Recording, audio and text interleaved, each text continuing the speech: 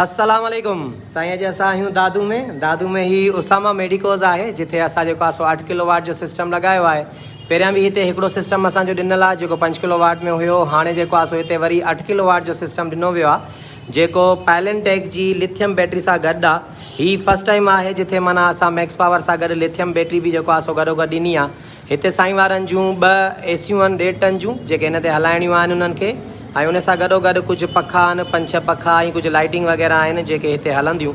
मेडिकोज़ ते अक्सर ज़रूरत हूंदी आहे टेम्परेचर खे कंट्रोल रखण जी, जीअं दवाऊं वग़ैरह उहे सिक्योर रहनि, त उते ई साईं वारनि जो बि ही जेको आहे सो सिस्टम लॻायो वियो आहे स्पेशल इन ई लाइ त जीअं लाइट जी जेका गैर मौजूदगी आहे, असांखे लोड शेडिंग में जेका तंगी थिए थी उहा घटि में घटि न थिए ऐं उनखे सुहिणे नमूने सां टैकल करे सघिजे।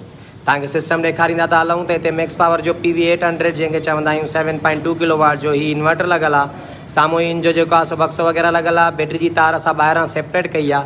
हिते इंस्टॉलेशन उस्ताद साजिद पियो थो करे ऐं माशाल्लाह सां तमामु महिनती जेको आहे सो कारीगर आहे ऐं सुठे जेको आहे सो तरीक़े सां हलंदो आहे।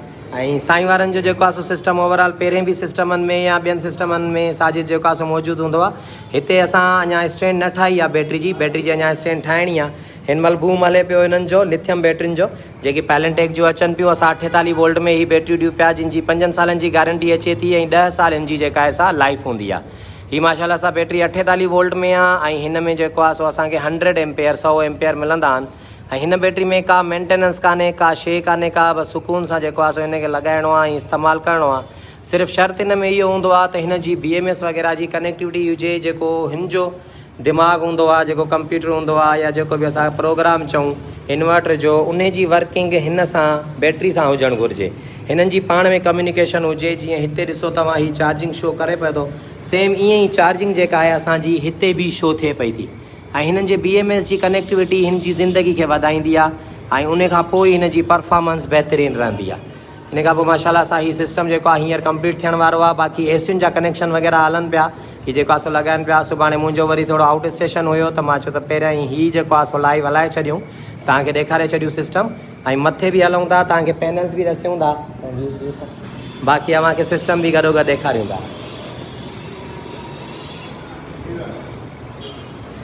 सर से पूछो व्यूज़ देगा,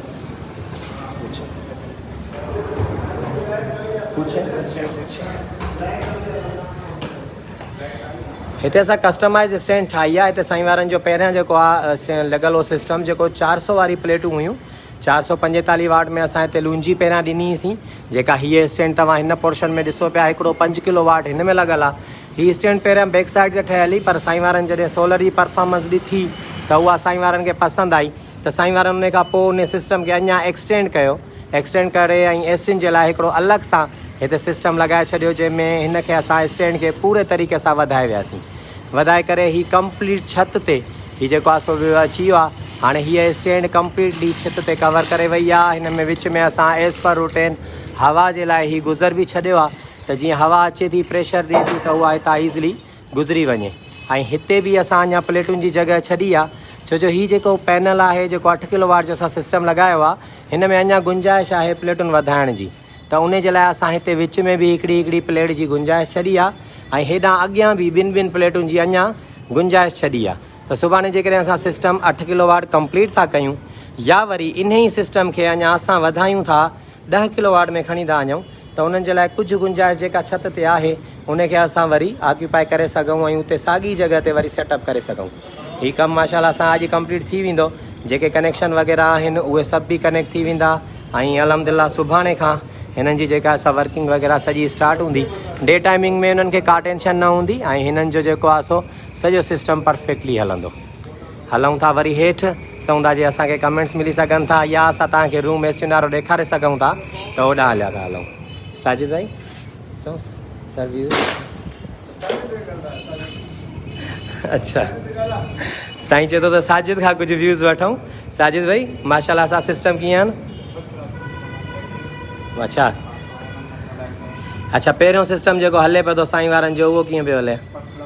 फर्स्ट क्लास हले पियो। हाणे वरी अपग्रेडेशन में विया माशाल्लाह। हाणे व्यूज़ साईं तव्हांजा ई कया त ओवरऑल सिस्टम सोलर जो भला केतिरो कामयाबु पियो थो वञे? अच्छा माशाल्लाह। हलूं हेठि, साईं वारनि जूं एसियूं वग़ैरह भला ॾेखारियूं गॾो गॾु। हलूं था असां हेठे पासे ऐं ॾिसूं था उहो रूम जेको आहे सो तव्हांखे गॾोगॾु ॾेखारियूं। अव्हांजा कमेंट्स मां घटि पियो थो पढ़ां, मुंहिंजो ध्यानु सॼो इन ते आहे त तव्हांखे शयुनि जे बारे में ॿुधायूं। ऐं अॼुकल्ह जेकी लॻे पई उन में तव्हांजा लॻायल फ्रेम बचा या कमु लही विया। साईं जेंदो ख़ान डायरी साहिबु, साईं अलहमदिल्ला फ्रेमनि में असांजो जेको आहे सो जेके तूफ़ान लॻनि पिया, पंहिंजी पूरी कोशिशि कंदा आहियूं त उन खे मज़बूत खां मज़बूत कयूं ऐं असां पंहिंजे तरफ़ां का कमी कशी कोन रखंदा आहियूं। ऐं जीअं तव्हां हींअर मथे ॾिठो, जेकॾहिं हिन में फिलिंग वग़ैरह थी वेंदी आहे स्टैंड में, त फिलिंग खां पोइ अलहमदिल्ला हिन फ्रेम जे हेॾे होॾे वञण जो को अंदेशो कोन हूंदो आहे। बाक़ी जेकॾहिं असां फिलिंग नथा कयूं, सिस्टमनि खे अधूरो छॾियूं था, पोइ असां लाइ मसइला थींदा आहिनि। छो जो असां सिस्टमनि में अक्सर जॾहिं बि जिथे बि कंप्लीट कंदा आहियूं उते क्लाइंट्स खे ॿुधाईंदा आहियूं त हिते तव्हांखे छा सेटअप करिणो आहे, कहिड़े तरीक़े सां हिनखे मज़बूत करिणो आहे। उन में मेन बसि क्लाइंट जी हैंड ते ई हूंदी आहे फिलिंग जेकॾहिं तव्हांजी थियल आहे त तव्हांजे तूफ़ाननि में को बि इशू न थींदो। गुज़िश्ता तूफ़ाननि में जेकॾहिं तव्हां पुछो था त असांजी स्टैंडुनि जी छा कंडीशन हुई, त उन्हनि में सिर्फ़ु हिकिड़ी स्टैंड असांजी हुई जेका पंहिंजी जॻह खां हटी हुई, हिकिड़ी जॻह ते सिधी रखियल हुई, उन खां हू साइड थी थोरो ॿी छित ॾे वई, पर अलहमदिल्ला वरी उनखे रिकवर कयो वियो वापसि उनखे हाणे। उहो सिर्फ़ु इन वजह जे करे आई हुई जो उनजी फिलिंग कान्हे थियल। जेकॾहिं फिलिंग थियल हुजे हा त उन सिस्टम में असांखे उहा बि दिक़त न थिए हा। पर छा आहे, अक्सर जेको क्लाइंट हूंदो आहे असांजो, उहो जॾहिं स्टैंड खे ॾिसंदो आहे त भाई हीअ स्टैंड एतिरी ठहियल आहे, ठीकु आहे यार, काफ़ी मज़बूत थी लॻे, को मसइलो कोन्हे, फिलिंग में 8-10 ॾींहं देरि थी वई त ख़ैरु आहे।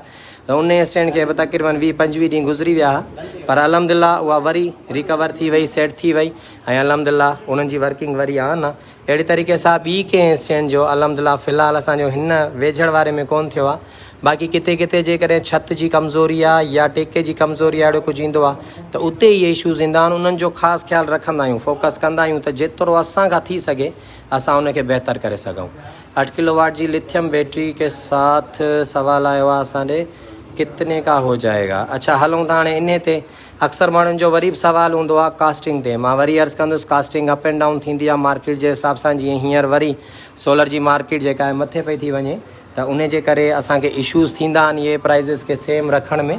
पर वरी बि 8 किलोवाट जेकॾहिं असां हिन में वञूं था पैलेंटेक में, माना असांजी जेका लिथियम वारी बैटरी आहे उन बैटरी जे सिस्टम में, त इहो लॻभॻि असांजो हिन में माना जेको डिफरेंस अचे थो, हीअं सम्झो त 9.25 लख रुपए ताईं असांजो उहो सिस्टम थी वेंदो आहे हिकिड़ी बैटरी सां। ऐं वरी जे हुन में असां 2 बैटरियूं ऐड कंदा आहियूं त पोइ अञा सेटअप जेको आहे सो वधी वेंदो आहे।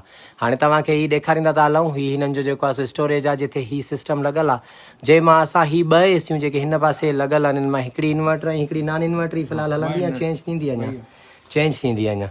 अच्छा, हिते 2 इन्वर्टर जेको आहे सो लॻंदियूं, हिकिड़ी हीअ आहे, ॿी उसाद के ॿिए में लॻल आहे वरी। अच्छा, हिकिड़ी हीअ हिते लॻल आहे जेका असांजे हिन सिस्टम ते साईं वारा हलाईंदा, हिकिड़ी वरी पासे में ई ॿियो रूम आहे उन में लॻल आहे, जॾहिं त हीअ ऑलरेडी वापडा ते हलंदड़ जेके हुयूं एसियूं उहे लॻी पियूं आहिनि। हलूं था ॿिए सेक्शन में, उहो बि अव्हांखे ॾेखारियूं था। हेॾा ॿी एसी बि फिट थी वई आहे, सिर्फ़ु कनेक्शन हाणे हिननि जा फाइनलाइज़ थियणा आहिनि अॼु। हीअ साम्हूं ई वरी ॿी DC इन्वर्टर लॻल आहे, अलहमदिल्ला सुहिणे नमूने लॻल आहे। ऐं इंशाल्लाह हीअ सुभाणे खां जॾहिं स्टार्ट थींदियूं त टेम्परेचर काफ़ी जेको आहे सो हिते कंट्रोल करे वेंदियूं। हलूं था वरी अव्हांजो वापसि सिस्टम बि ॾसूं था ऐं अव्हांजा कुझु सवाल जवाब मां ॾिसां थो त केतिरा आहिनि, केतिरनि जो जवाबु मां अव्हांखे लाइव में ई ॾेई सघां थो, त उहो लाइव में ॾियां। क्वालिटी वाइज़ बाक़ी वरी डिस्कस कंदा हलूं त असांजो फोकस हूंदो आहे मेन क्वालिटी ते ई, त जेतिरो थी सघे आइटम असां सुठे खां सुठा आणियूं। जीअं लिथियम बैटरी जा हाणे बि सवाल जवाब हलनि पिया त भाई लिथियम बैटरी त काफ़ी सस्तियूं बि आहिनि, त मां वरी अर्ज़ु कंदुसि त चवंदा आहिनि त सस्तो रोए बार बार ऐं महांगो रोए एक बार। इहो हिकिड़ो अहिड़ो डायलॉग आहे जंहिंखे असां हक़ीक़त में बि ॾिठो आहे। जॾहिं असां मार्केट में वञूं था त मार्केट में मुख़्तलिफ़ क़िस्मनि जूं बैटरियूं मौजूदु आहिनि।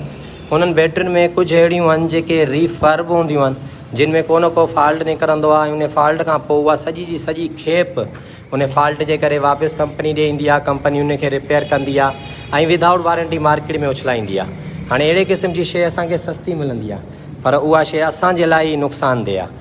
छो जो असां पंहिंजी शइ जेका हिकिड़ी असांखे ख़बर आहे त भाई हिन में हिकिड़ो फॉल्ट हुयो ऐं फॉल्ट खां पोइ हीअ जेको आहे सो आई आहे, ऐं असां जहिड़े नंढनि मुल्कनि ॾे हीअ आराम सां वरी पोइ माणे था छॾनि, असां उहे वरी वठी इस्तेमालु था कयूं, उन में पोइ असांखे इशूज़ ईंदा ई ईंदा आहिनि। बाक़ी जेकॾहिं असां परफेक्शन ॾे वञूं त बैटरी जेको आहे उहा जेन्युइन वठिजे, सुठी वठिजे, जेका ईज़िली जेको आहे सो असांखे बैकअप बि ॾिए, असांखे टाइम पीरियड बि ॾिए।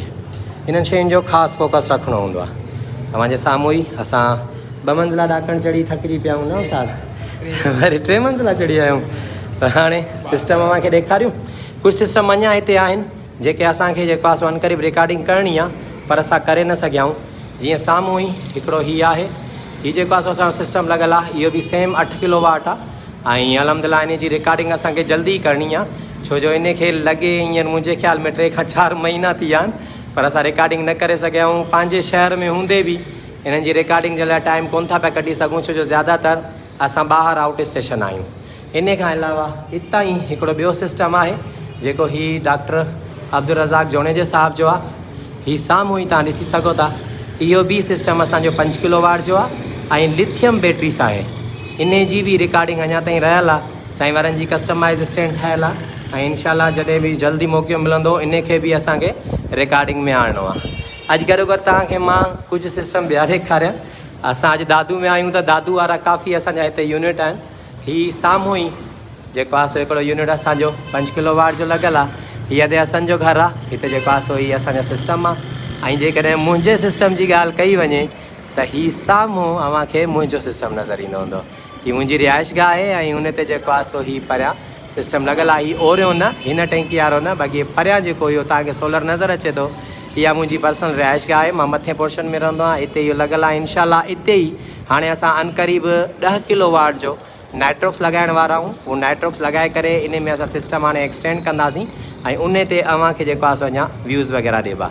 हीअ साइडुनि खां काफ़ी अहिड़ा यूनिट असांजा दादू शहर में रहियल आहिनि, जिन जी रिकॉर्डिंग असांखे अञा करणी आहे, व्यूज़ वठणा आहिनि, त इनशाला वठंदासीं। गॾो गॾु फोकस जेको आहे सो वरी बि असां कंदा आहियूं टेक्नोलॉजी जी एडवांसमेंट ते बि ऐं क्वालिटी ते बि। त हिकु दफ़ो वरी अर्ज़ु कंदो हलां, लिथियम बैटरियुनि में क्वालिटीज़ तमामु घणियूं आहिनि, पर कोशिशि कयो चूज़ उहा कयो जेका बहितरीनु हुजे। ठीकु आहे, छो जो असां पेमेंट था ॾियूं, पैसा था भरियूं, त जॾहिं असां शयूं वठूं था त उन्हनि जी क्वालिटी ॾिसणु ज़रूरी आहे। बजाए जो असां बग़ैर क्वालिटी ॾिसे बसि सिर्फ़ु रेट खे ॾिसी शयूं न वठो। इहो मां वरी वरी अर्ज़ु कंदुसि, महिरबानी कयो, पैसा भरियो था, शइ जी क्वालिटी पहिरियां ॾिसो। बग़ैर क्वालिटी ॾिठे शइ जेको आहे सो न वठो। सिर्फ़ु सस्ते जे चकर में, ओधर जे चकर में शयुनि ते फोकस न कयो। इहा हिकु दफ़ो वरी मां तव्हां सभिनीनि खे रिक्वेस्ट कंदुसि। बाक़ी अलाह तव्हां सभिनीनि खे ख़ुशि कंदो। इन खां अलावा जेकॾहिं के सुवाल वग़ैरह आहिनि त मां कोशिशि कंदुसि तव्हांजा जेके बि हिन में आया आहिनि उन्हनि जा वधीक मां तव्हांखे वरी कमेंट्स में जवाबु ॾियां। आमतौर ते जेका रिकमेंडेशन हूंदी आहे उहा 2 लिथियम जी हूंदी आहे मिनिमम। हीअ जेके बैटरी आहे हीअ कंपनी जे तरफ़ां जॾहिं ईंदी आहे त कंपनी जे तरफ़ां हिन में कुझु पैरेलल किट वग़ैरह ॾिनी वेंदी आहे ऐं कंपनी जो फोकस हूंदो आहे त मिनिमम अव्हां 2 बैटरियूं लॻायो। हीअ जीअं हिन जा जेक आहिनि, हिन जी कनेक्टिविटी जे लाइ हूंदा आहिनि, हीअ पैरेलल कनेक्ट थींदियूं आहिनि, हिकिड़ी बैटरी खां ॿी बैटरी जे लाइ हीअ यूज़ थींदा आहिनि। ऐं इन्हनि जो माना हर पैकेट में मौजूदगी इहो ॿुधाए थी। ऐं गॾोगॾु हर 2 खां पोइ 2 बैटरियूं जेके ईंदियूं आहिनि उन्हनि सां गॾु हिकिड़ी किट ईंदी आहे केबल वारी। इन जो मक़सदु आहे त कंपनी रिकमेंडेशन त फोकस इहो ई कंदी आहे त तव्हां मिनिमम 2 बैटरियूं लॻायो, त जीअं तव्हांखे 5 किलोवाट ताईं जो लोड तव्हां उन ते ईज़िली ॾेई सघो। पर असांखे किथे किथे नीड कान्हे, या किथे कस्टमर चए थो हिन महिल असां हिकिड़ी लॻायूं था, पर जॾहिं असांखे नीड पई, ज़रूरत पई, त असां वरी पोइ इन में हिते ई वधाईंदासीं। हाणे हिननि जी साईं वारनि जी हिकिड़े ई हंधि बैटरी जी स्टैंड ठहणी आहे, जंहिंमें हिकिड़े पासे ही जेके लॻल आहिनि असांजूं ट्यूबलर पहिरियां जूं उहे लॻंदियूं, जॾहिं त ॿिए पासे जेको आहे सो हीअ जेको आहे असांजी लिथियम जो स्टैंड हूंदो, जंहिंमें 2 खां 3 बैटरियुनि जी स्टैंड जेको आहे सो उस्ताद चए थो त भाउ असां ठाराए ते सेट करे छॾींदासीं। फ़िलहालु हीउ सेटअप जेको आहे सो हिकिड़ी बैटरी ते हलंदड़ आहे ऐं इनशाला उमेद इहा आहे त हीउ बहितर परफॉर्म कंदो। मज़र हसन सोलर एनर्जी दादू, तमामु दोस्तनि जी महिरबानी जिन ॾिठो, जेके असां सां गॾु हुया। अलाह तव्हां सभिनीनि खे ख़ुशि कंदो। इनशाला जल्दी वरी जेको आहे सो अव्हांखे ॿिया सिस्टम बि ॾेखारींदासीं। 3 किलोवाट जे हिसाब सां कुझु सवालात आहिनि। 8 kilowatt run on battery introduce on 8, हिते ज़ाहिर ख़ान साहब कुझु पुछे थो, पर इन जो जवाबु मां बाद में ॾेई सघंदुमि, छो जो इन जा पोयां बि शायदि कुझु मैसेजिस आहिनि जेके मां न ॾिसी सघियो आहियां। उन्हनि खे इनशाला ॾिसी करे पोइ तव्हांखे हिननि जा रिप्लाइज़ मां उते ई ॾेई थो छॾियां। मज़र हसन सोलर एनर्जी दादू, महिरबानी।